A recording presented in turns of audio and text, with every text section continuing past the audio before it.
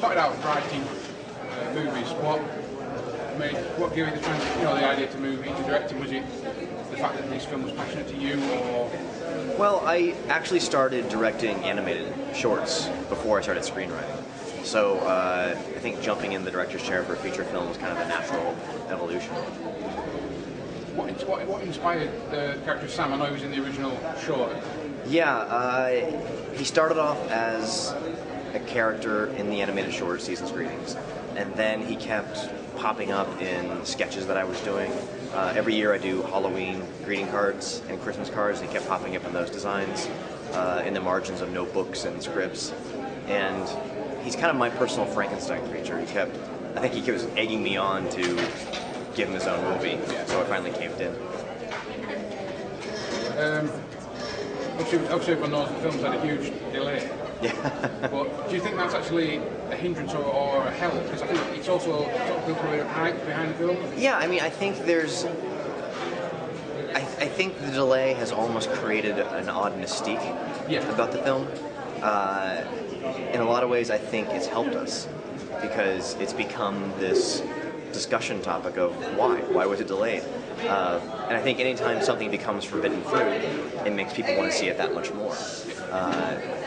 So, I think between myself and my team, my cohorts, we've definitely turned it into something beneficial. I think, with the delay, I think the character Sam's already become sort of a horror icon, hasn't he? Well, it's funny because, yeah, we have action figures and books, and there's all this merchandise which is already out featuring Sam, which is actually has been selling okay. And it's on the table over there, sitting next to Michael Myers. So I think he is definitely intrigued a group of people.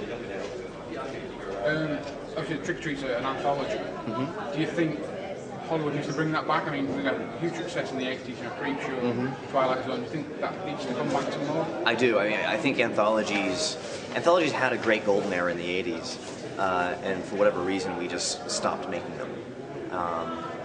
And it's a format which works, and we still have them for dramatic films. We have, Crash came out not too long ago, and that's an anthology film.